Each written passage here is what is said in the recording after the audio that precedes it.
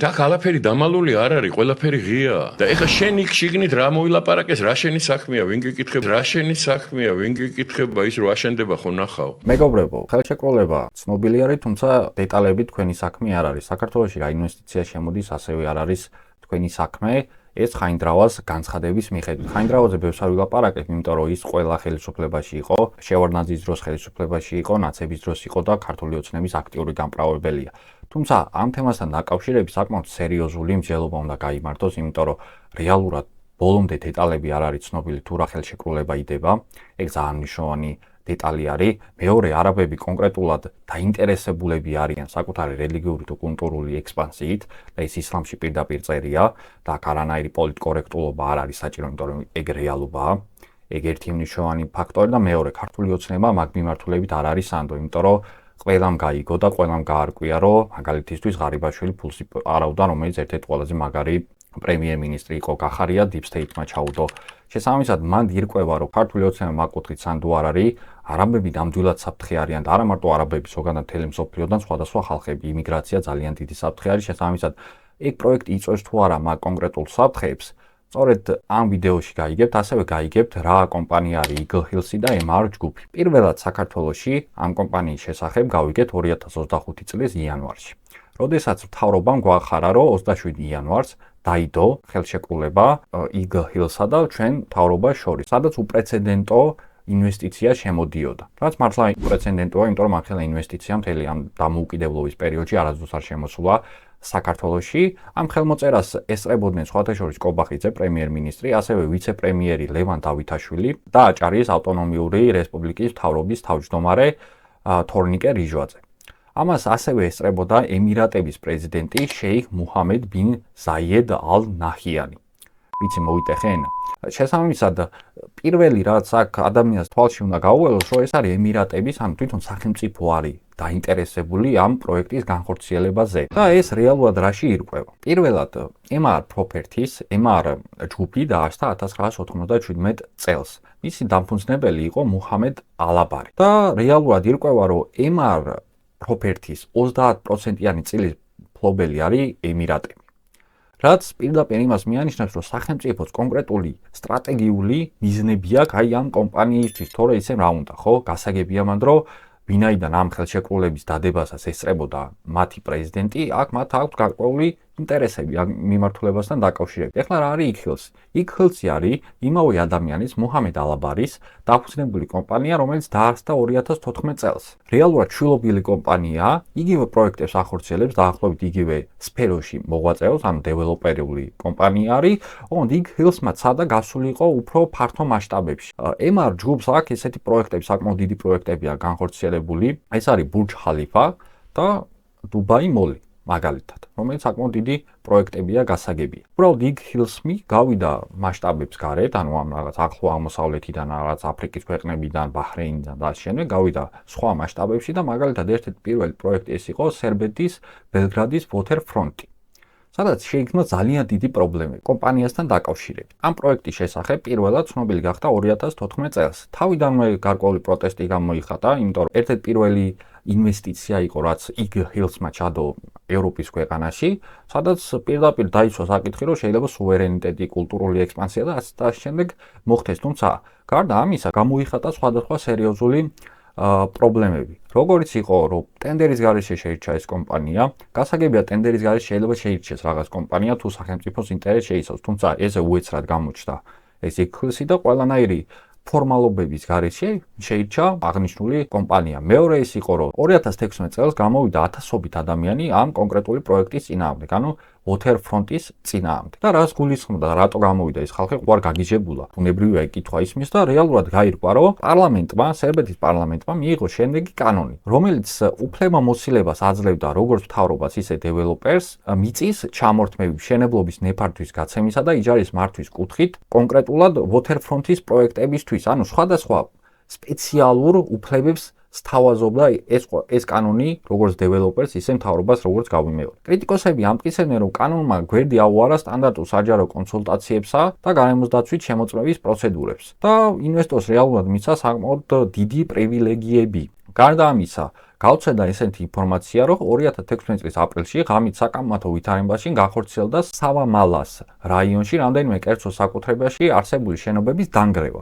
რაც პირდაპირ რა თქმა უნდა დაკავშირდა ამ ბელგრად Waterfront-ის პროექტთან. ეს ასახავს მთავრობისა და დეველოპერული კომპანიის უცნაურ გარიგებას ერთმანეთთან, რაც რა თქმა უნდა კითხვას აჩენს. ნორმალურ ადამიანებში ამ ყველაფერმა უნდა გააჩინოს სერიოზული კითხვები და პროტესტი მათ შორის. მაგრამ გარდა ამისა 2018 წელს 22 სართულიდან გადმოვარდა 2 მუშა.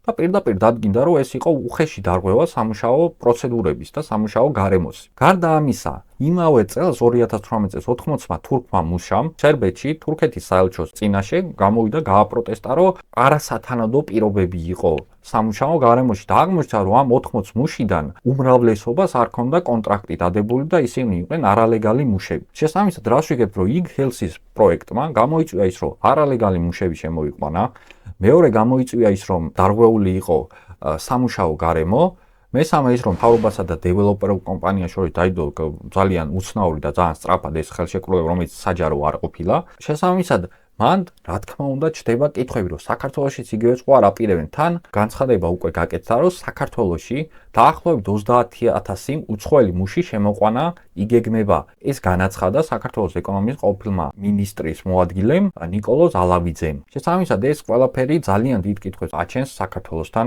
მიმართებით. ახლა გადავიდეთ რა ხდება რეალურად ამ პროექტთან დაკავშირებით, გაამართლა თუ არა ამ პროექტმა 2025 წელს. 4 მილიარდის ინვესტიცია უნდა ყოფილიყო სერბეთში.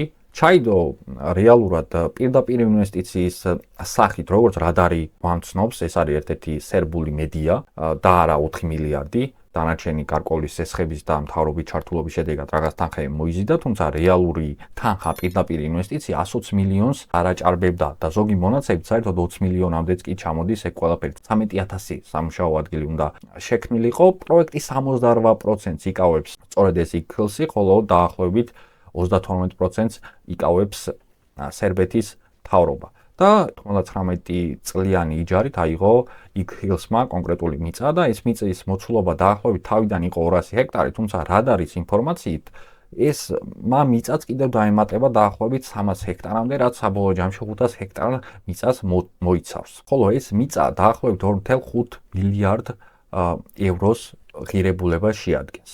და ეხლა რა სარგებელი მიიღო ამ კონკრეტული ინვესტიციის სერბეთმა? დაახლოებით 10 მილიონი ევროს რაოდენობის თანხა შევიდა ბიუჯეტში. მეტი არ შესულა.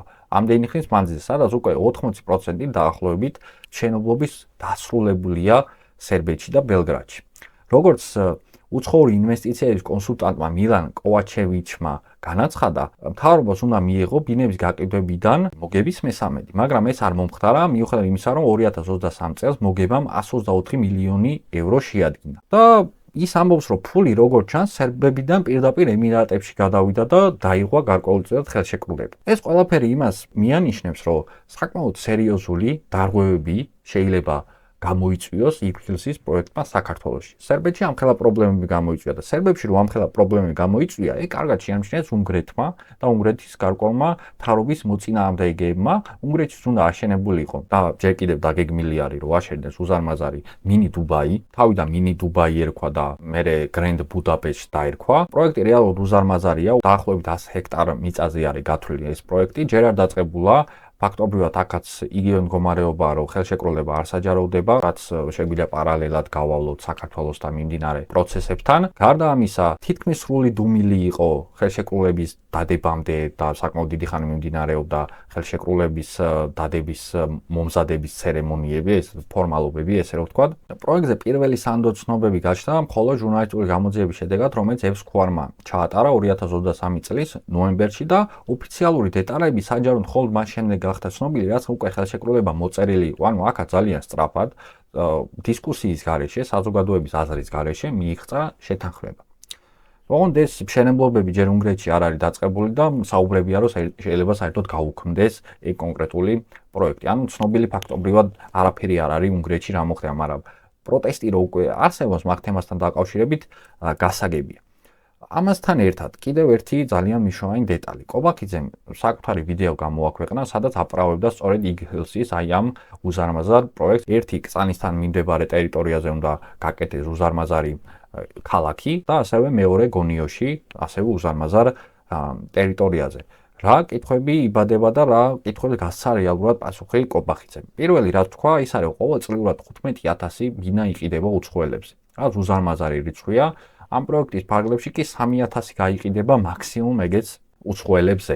სულ გათვალისწინებულია 16,000 საცხოვრებელი სახლისა და ბინის შენობები. გასული 4 წლის განმავლობაში უცხოელებმა საქართველოში 60,000-ზე მეტი ბინა შეიძინეს. თვითონ ალაბარმა ისაუბრა, რომ ამ ბინების 60%-ს ვინც შეიძენს, ეს არიან უცხოელები და უცხოელებზე აქვთ გათვლა. რაც შეეხება უძრავი ქონების ბიზნესს, ჩვენი ნაწარმის ნახევარი 60%-იც საერთაშორისო მყიდველზეა გათვლილი. შესაბამისად, ეს უკვე თავის თავში მოიცავს საკმაოდ დიდ რიცხვებს და საკმაოდ დიდ რისკებთან არის დაკავშირებული ეს ყველაფერი. მოდი ახლა გადავიდეთ, რატომ იმაჩნია მე კონკრეტულად ეს ძალიან დიდ პრობლემად და რა შეიძლება შექმნას ამ ინვესტიციამ და არაბულმა რეალურად ექსპანსიამ. პირველ რიგში ეს არის დემოგრაფია. 2017-2025 წლებში საქართველოს სულ დაკარგა 15,868 ადამიანი. და რას ნიშნავს ეს ადამიანების დაკარგვა? 14,000 ადამიანით მეტი დაიღუპა ვიდრე დაიბადა ამ წლების განმავლობაში და 2021 წლიდან უარყოფითი ბალანსი არსებობს უკვე და დაახლოებით 1500 ადამიანით მეტი გავიდა საქართველოსდან ვიდრე შემოვიდა. ყველას კარგად უნდა ესმოდეს, რომ ვინ შემოვიდა, საკმაოდ ბევრი არის უცხოელი. ხოლო ვინც გავიდა, საკმაოდ ბევრი არის ქართველი. ანუ ეს სტატისტიკა გაცილებით მაღალია ვიდრე ეს მონაცემები აჩვენებს. გარდა ამისა, ოფიციალური სტატისტიკის მიხედვით დაახლოებით 250,000-მდე უცხოელი არის, ხოლო 25,000-მდე არალეგალი მიგრანტი ყავს ჩვენ საქართველოში. უხეში დათვლებით, რაც გვაქვს ჩვენ ინფორმაცია, დაახლოებით 20-დან 25,000-მდე არალეგალი მიგრანტია ამ წუთას ქვეყანაში. შეიძლება მეტიც იყოს. ეს ყველაფერი არის ქართული ოცნების ოფიციალურად აღიარებული წყაროების მიხედვით. შესაბამისად, მან კითხვები ისმის, რომ ამ დემოგრაფიულ კრიზისში, როდესაც შემოდის ამხელა ინვესტიცია, მაგას მოყვება თუ არა ერთი დემოგრაფიული აქტიური ცვლილების დაწყება, ეგ ერთი. მეორე, ამხელა ინვესტიცია რო შემოდის, რომელიც თანხა უტოლდება ბიძინა ივანიშვილის თანხას, მან ხო ისმის კითხვები, რომ ძალაუფლების გადანაწილება ხო არ მოხდება ამხელა ინვესტიციის, იმიტომ რომ უზარმაზარ თანხასთან გვაქვს საქმე. კიდევ ერთხელ გამეორდები, რომ ხელშეკრულების დადებას და მემორანდუმის გაფორმებას ესწრებოდა ემირატების კონკრეტული პრეზიდენტი. აქაც იყო ჩამოსული სხვათა შორის ბიძინა ივანიშვილის შეხვდა და ბიძინა ივანიშვილი ერთ აქდება ხოლმე და ყველამ კარგად იცის. შესაბამისად, მან კონკრეტული რაღაც საკითხებია, რომელიც არ არის ცნობილი და აუცილებელია მაგ თემაზე ერთი დისკუსია და მეორე ეგ რო გახდეს ღია ინფორმაცია, ვინაიდან საზოგადოების ძალიან დიდი ნაწილი უკვე მაგას ითხოვს. ეხლა მინდა გადავიდე იმ ადამიანების კატეგორიაზე, რომელიც ამ პროექტს ეთანხმებია. რეალურად ჩემი შეფასებით არსებობს ორი განსხვავებული ადამიანების ჯგუფი, რომელიც ამ პროექტს ეთანხმება. ერთი არიან მავნებლები, მეორე არიან ჩვეულებრივი ქოცები. ქოცები იმას ნიშნავს, რომ უბრალოდ სარგებლას იღებენ მაგ პროექტთან დაკავშირებით, ან ზოგადად ქართული ოცნებისგან იღებენ რაღაც, ვიცი, 2,000 ლარს ყოველთვიურად, პირობითად ვამბობ, რა თქმა უნდა. და სირცხვილოდ აправებენ მაგ პროექტს და კითხვებსაც კი არ სვავენ. ხოლო მავნებლები, რომლებიც უბრალოდ ინერტული ადამიანები არიან, მოიცათ, საერთოდ ფეხზე კიდიათ ეგ პროექტი განხორციელდება თუ არა, უბრალოდ ერთადერთი რითიც არიან კმაყოფილები, რომ ციხეებში ვიღაცები აღარ აუპატიურებენ ხალხს. ანუ მაგის იქით ქართულ ოცნებას აღარ თხოვენ. ნაცაი ბაზარი არა, ვიცით ვინც არიან, მაგრამ მაგის იქით ქართულ ოცნებაზე მოთხოვნა, რომ ნაცება ხდება, ეგ ტრაგედია არის. და მეორე, მე მგონი კარგად ახსენი და ამ ვიდეოში კარგად გამოჩნდება, რა ინვესტიციასთან გვაქვს საქმე. რატომ შეიძლება რომ არსებობდეს კითხვები და რატომ არის აუცილებელი მაგ კითხვებზე პასუხის გაცემა და მეორე პროტესტი ამ თემასთან დაკავშირებით. ამ პროექტით შეიძლება ძალიან დიდი საფრთხე დაემუქროს საქართველოს სახელმწიფოს და უკვე ემუქრება, იმიტომ რომ დემოგრაფიული კდომის პერიოდში ვართ. შესაბამისად, მაგ უნდა მოახერხოთ რაღაცა, რომ მინიმუმ გასაჯაროდეს ესა და მერე უკვე ვიმჯელოთ იმ თემაზე, რამდენად კარგი პროექტია და რამე საფრთხეებს ხო არ შეიცავს. ამაზე უნდა მივაწვეთ ხელისუფლება. მადლობა ყურადღებისთვის, გამოიწერე არხი.